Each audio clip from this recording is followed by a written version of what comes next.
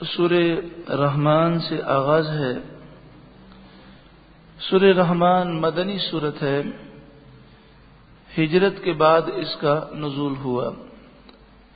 قرآن پاک کی ترتیب کے اعتبار سے اس کا نمبر 55 ہے، 55، اور قرآن نازل ہونے کے اعتبار سے اس کا نمبر 97 ہے۔ اس میں 78 آیات ہیں اور 3 رکوع ہیں۔ یہ وہ مبارک سورت ہے کہ جسے قرآن کی زینت کہا گیا،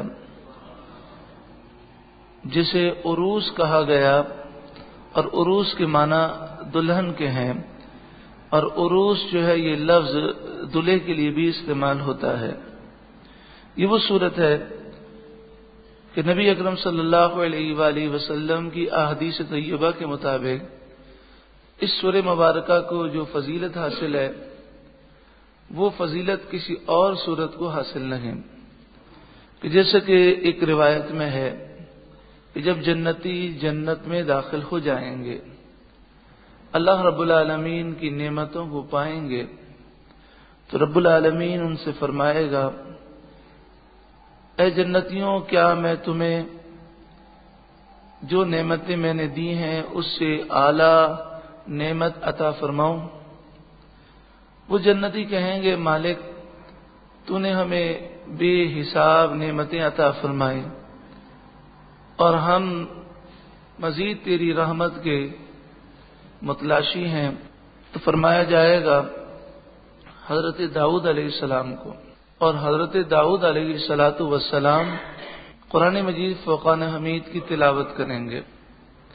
اللہ نے آپ کو وہ پیاری آواز عطا فرمائی کہ اللہ نے داؤدی مشہور و معروف ہے کہ جب آپ زبور کی تلاوت کرتے تھے تو اڑتے ہوئے پرندے نیچے آ جاتے، اور پہاڑ بھی آپ کے ساتھ قرآن کی تسبیح کرتے، جن پہاڑ بھی اللہ کی تسبیح بیان کرتے اور وہ زبور کو غور سے سماعت کیا کرتے۔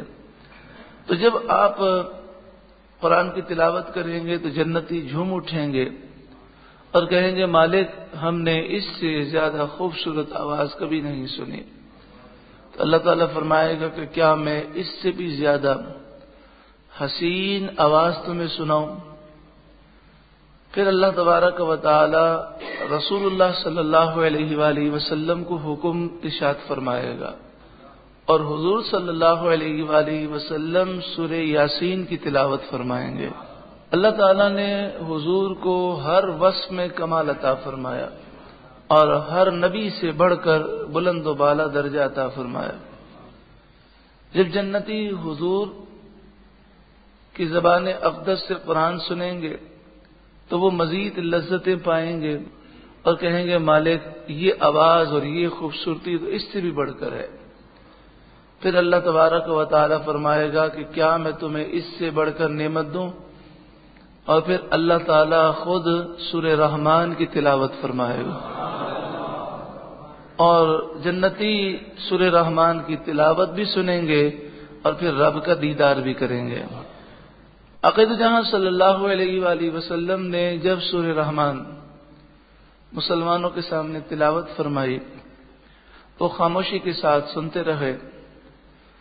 پھر آپ نے فرمایا کہ تم سے اچھے تو تمہارے بھائی جنات رہے، کہ جب میں نے جنات کے سامنے سورہ رحمان کی تلاوت کی تو جب میں یہ پڑھتا فَبِأَيِّ آلَاءِ رَبِّكُمَا تُكَذِّبَانِ، اے گروہ جن و انس، تم اپنے رب کی کون کون سی نعمتوں کو جھٹلاؤ گے؟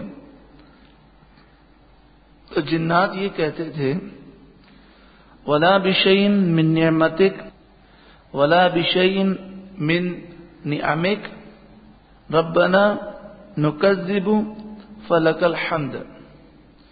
وہ یہ کہتے، اے ہمارے مالک، اے ہمارے رب، ہم تیری کسی نعمت کو نہیں جھٹلا سکتے، تیرے لیے حمد ہے۔ تو جب فَبِأَيِّ آلَاءِ رَبِّكُمَا تُكَذِّبَانِ پر پہنچے تو ہم مختلف انداز میں اس آیت کریمہ کو سوچیں اور غور کریں کہ کوئی بھی انسان اللہ کی نعمتوں کو جھٹلا تو نہیں سکتا، لیکن ہمارا جو عمل ہے وہ عمل عجیب و غریب ہے کہ جس رب نے ہمیں اتنی نعمتیں دی، ہم اس رب کے حکم کے مقابلے میں دنیا کے مالداروں، دنیاوی رشتہ داروں اور دنیاوی دوستوں کا کہنا مانتے ہیں، اپنے نفس کی پیروی کرتے ہیں، شیطان کا کہنا مانتے ہیں، تو یہ در حقیقت ایسا ہی ہے گویا کہ اللہ کی نعمتوں کو جھٹلانا، کہ اللہ تعالیٰ نے اتنی نعمتیں عطا فرمائی، بندے کو چاہیے کہ وہ شکر ادا کرے، اس کی بارگاہ میں جھک جائے اور گناہوں سے اپنے آپ کو بچائے۔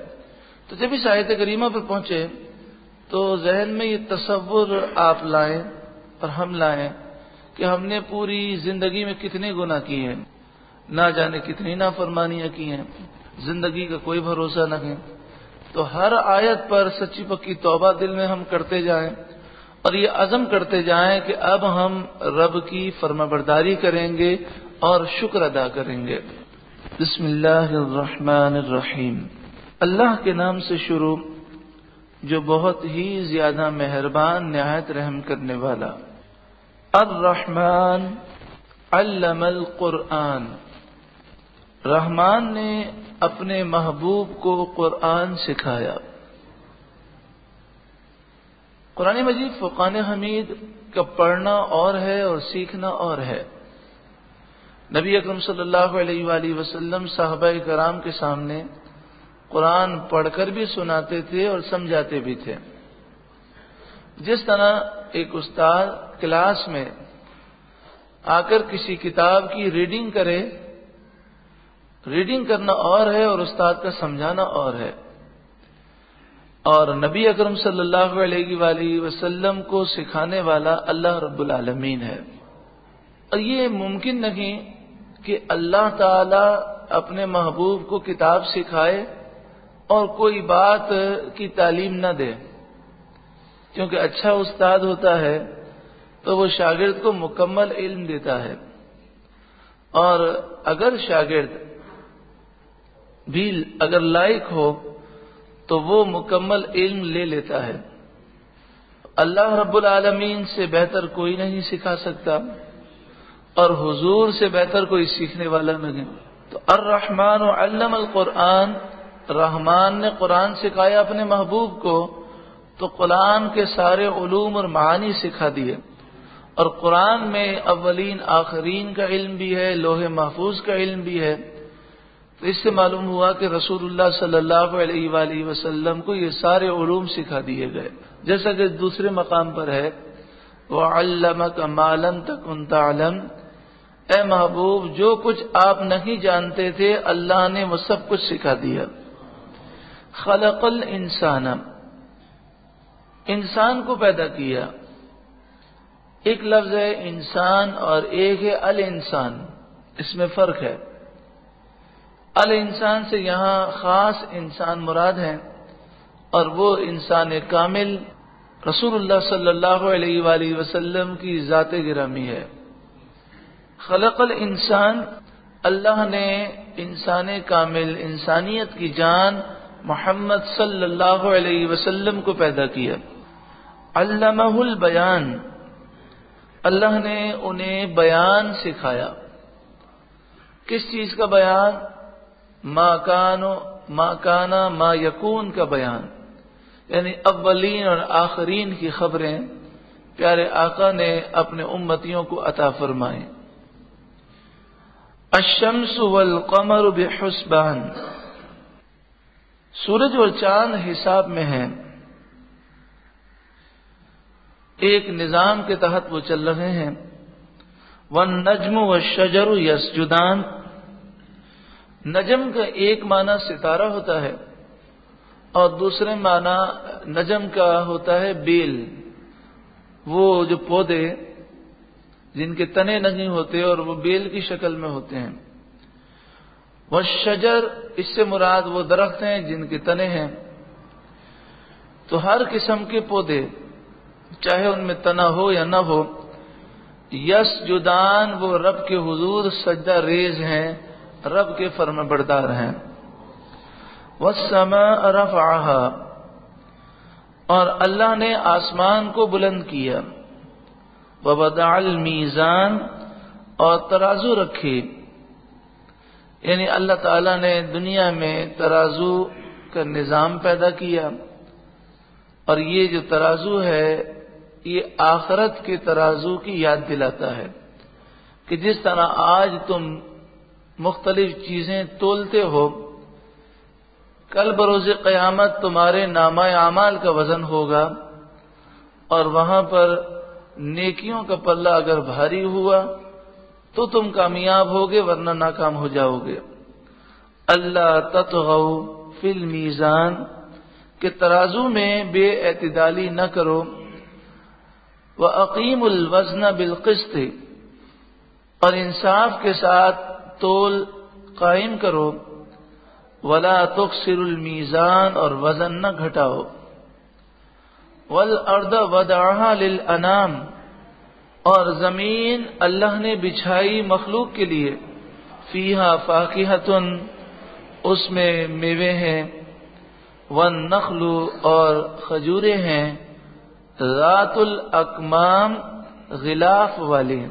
صرف کھجور ہی کا غلاف نہیں ہوتا، غلاف تو ہر یعنی پھل کے اوپر اللہ نے قائم فرمایا، جسے آپ چھلکا کہیں یا غلاف کہیں، اور یہ غلاف جو ہے اس پھل کو ہر قسم کے ذرات سے اور گرد و غبار سے اور جراثیم سے بچاتے ہیں، لیکن کھجور کا خاص طور پر ذکر کیا گیا۔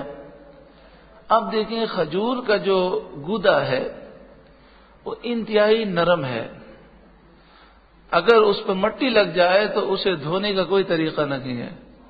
رب العالمین نے اس گودے کو کیسے غلاف کے اندر محفوظ فرمایا کہ وہ پھل جو نہ جانے کہاں کہاں سے آتے ہیں اور کتنی مٹیاں لگتی ہیں، لیکن اس کے اوپر اللہ تعالیٰ نے ایسا حفاظتی غلاف چڑھایا کہ وہ کہیں سے لیک نہیں ہوتا، اور اس کے اندر جو گودا موجود ہے وہ بالکل صاف اور شفاف رہتا ہے۔ والحب ذو العصف والریحان، اور بھس کے ساتھ اناج پیدا کیا اور خوشبودار پھول پیدا کیے۔ اناج کو اگر آپ دیکھیں تو رب کی شان ہے کہ اناج کے جو دانے ہیں وہ انسانوں کے لیے پیدا فرمائے، اور اس کے اوپر جو چھلکا ہے وہ بھی ضائع نہیں ہوتا، وہ جانوروں کے لیے پیدا فرمایا۔ والریحان، قسم قسم کے خوشبودار پھول کہ ان کے رنگ اور ان کی خوشبوؤں کو انسان دیکھے تو حیران ہو جاتا ہے۔ اسی طرح مچھلیاں، پرندے، جانور، جن کے حسن و جمال کو دیکھ کر انسان حیران ہوتا ہے کہ رب العالمین نے کیسے کیسے اپنی قدرت کے نمونے اور مثالیں بیان فرمائیں۔ ان تمام نعمتوں کا ذکر کر کے اب انسانوں کو جھنجھوڑا جا رہا ہے اور ہلایا جا رہا ہے کہ اے انسان، اے جنات، جس رب نے اتنی نعمتیں دیں تو اس رب کو چھوڑ کر اس کے دشمنوں سے دوستی کرتا ہے، نفس و شیطان کی باتیں مانتا ہے۔ اس رب کے لیے تیری آنکھ فجر میں نہیں کھلتی، اس رب کے لیے تو اپنی زبان کو جھوٹ سے نہیں بچا سکتا، اس رب کی خاطر تو اپنی نگاہوں کی حفاظت نہیں کر سکتا۔ کیا دنیا کے اندر نابینا لوگ نہیں ہیں؟ بتائیے، اگر اللہ تعالیٰ کسی کی آنکھ لے لے تو وہ کیا کر سکتا ہے؟ نابینا لوگ ہیں نا۔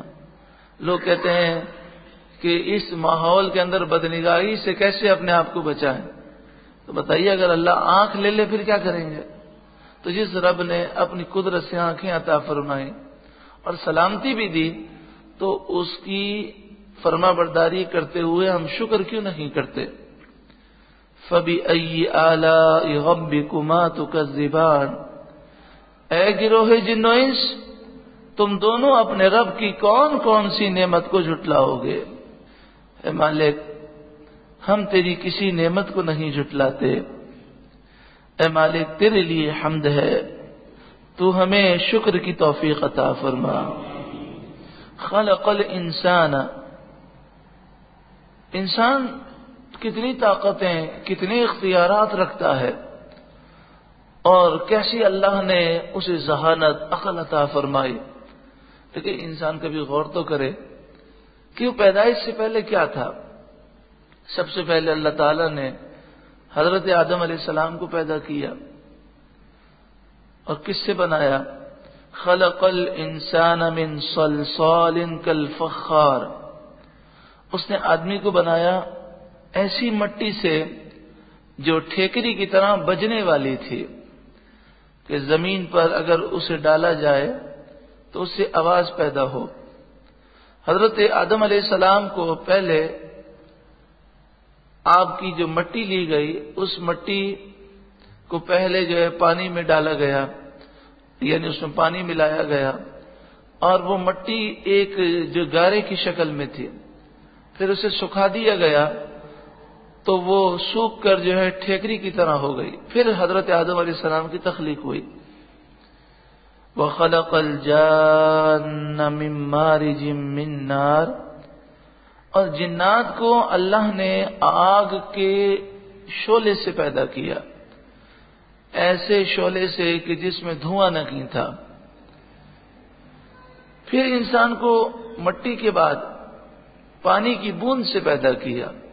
وہ پانی کی بوند جو بے حقیقت ہے، معمولی ہے، اس بوند میں اللہ تعالیٰ نے کتنی طاقتیں پیدا کر دیں. تو یہ سب اللہ کا دیا ہوا نظام ہے. آپ سوچیں، انسان خود کئی 100 برس سے میڈیکل سائنس میں ترقی کر رہا ہے، لیکن آج تک میڈیکل سائنس میں کسی نے یہ دعویٰ نہیں کیا کہ ہم نے انسان کو مکمل طور پر انسان پر تحقیق کر لی. پورے انسان تو دور کی بات ہے، انسان کے کسی عضو پر بھی مکمل آج تک ان کی تحقیقات نہیں ہوئی. دن بدن نئی نئی باتیں دریافت ہوتی جا رہی ہیں. تو ایک پانی کی بوند سے اللہ نے جس انسان کو پیدا کیا، اس انسان کی مثلاً آنکھ کو لیجئے تو اس آنکھ میں اتنے شعبے ہیں کہ اس پر تحقیقات کرتے کرتے لوگ تھک گئے، لیکن اس آنکھ کی گہرائی ختم نہیں ہوتی. فَبِأَيِّ آلَاءِ رَبِّكُمَا تُكَذِّبَانِ. تو اے گروہ جن و انس، تم اپنے رب کی کون کون سی نعمتوں کو جھٹلاؤ گے؟ اے مالک، ہم تیری کسی نعمت کو نہیں جھٹلاتے، تیرے لیے حمد ہے. اے مالک، تو ہمیں شکر کی توفیق عطا فرما. رب المشرقین و رب المغربین. دونوں مشرقوں کا رب اور دونوں مغربوں کا رب، ساری کائنات کا وہ رب ہے. فَبِأَيِّ آلَاءِ رَبِّكُمَا تُكَذِّبَانِ. اے گروہ جن و انس، تم اپنے رب کی کون کون سی نعمتوں کو جھٹلاؤ گے؟ اسی جملے کو ہم کہیں کہ جس جملے کی رسول اللہ نے تعریف کی، وَلَا بِشَيْءٍ مِّن نِعَمِكَ رَبَّنَا نُكَذِّبُ فَلَكَ الْحَمْدُ. اے مالک، ہم تیری کسی نعمت کو نہیں جھٹلا سکتے، تیرے لیے حمد ہے. ہمیں تیری فرما برداری کی توفیق عطا فرما. مرج البحرین یلتقیان. اس نے 2 سمندر بہائے کہ دیکھنے میں معلوم ہو ملے ہوئے ہیں. بحرین سمندر کو بھی کہتے ہیں، دریا کو بھی کہتے ہیں. اس سے مراد ہے پانی کے 2 ذخیرے.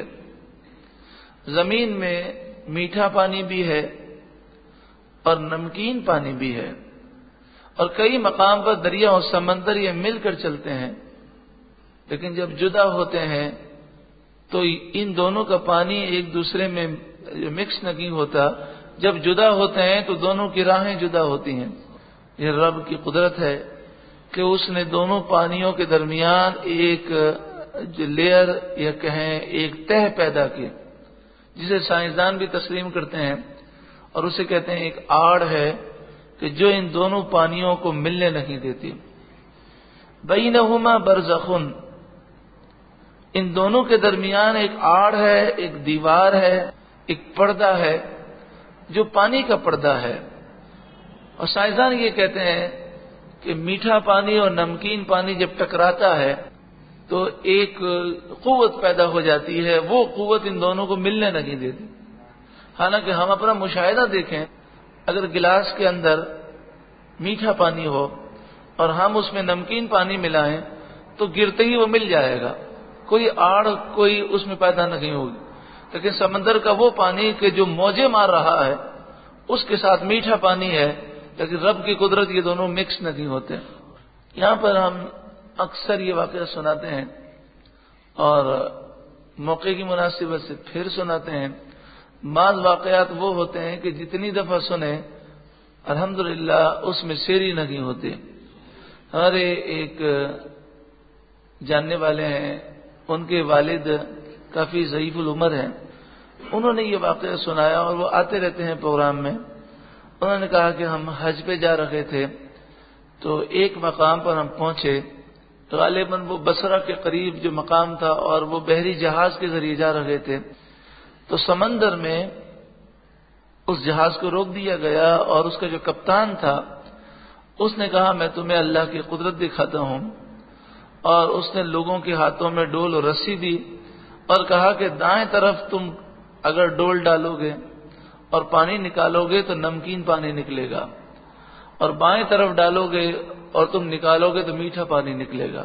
تو اس نے دکھایا کہ دیکھو دونوں پانی کے ذخیرے ملے ہوئے ہیں، لیکن ان دونوں کو اللہ تبارک و تعالی ملنے نہیں دیتا۔ وہ کتنا کریم ہے، کتنا رحیم ہے پروردگار، کہ جب دریا سمندر میں داخل ہوا اور آگے جا کر کئی میل تک وہ ساتھ چلتا رہا، جب جدا ہوا تو رب نے اپنے بندوں پر کیسا کرم کیا کہ میٹھا پانی خراب نہ ہوا۔ جو رب اتنی ہماری حفاظت فرمائے، اس رب کی نافرمانی کرنا کتنی بڑی ناشکری ہے۔ بینہما برزخ لا یبغیان، ان کے درمیان ایک روک ہے کہ ایک دوسرے پر بڑھ نہیں سکتے۔ فبأی آلاء ربکما تکذبان، تو تم اپنے رب کی کون کون سی نعمتوں کو جھٹلاؤ گے۔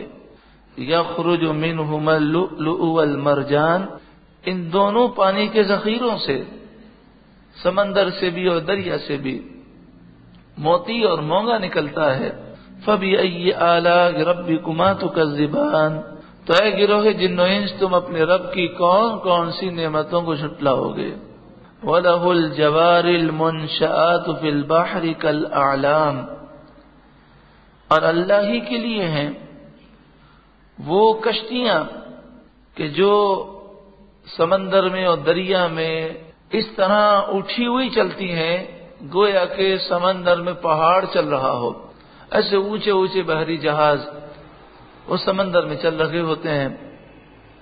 جہاز بنانے کی قوت اللہ نے انسان کو دی، جن جن چیزوں سے جہاز بنا وہ ساری چیزیں اللہ نے عطا فرمائی، لوہا لکڑی سب اللہ نے عطا فرمایا، اور پھر یہ سارا سمندر اللہ نے بنایا، اور پھر اس پانی کے اندر اللہ تعالیٰ نے قوت پیدا کی کہ وہ اس بحری جہاز کو ڈوبنے نہیں دیتا۔ یہ سب اللہ کی رحمتیں ہیں۔ یہاں پر اللہ کی نعمتوں میں کشتیوں کا ذکر ہے، حالانکہ کشتی بظاہر انسان بناتا ہے، تو گویا کہ سورہ رحمان میں یہ درس دے دیا گیا کہ انسان جو بھی ایجادات کرتا ہے وہ رب کی نعمتیں ہیں، اس پر غرور و تکبر نہیں ہے، بلکہ اگر اللہ نہ چاہتا بڑے سے بڑا سائنسدان بھی کچھ نہ بنا سکتا۔ فَبِأَيِّ آلَاءِ رَبِّكُمَا تُكَذِّبَانِ، تو اے گروہ جن و انس تم اپنے رب کی کون کون سی نعمتوں کو جھٹلاؤ گے۔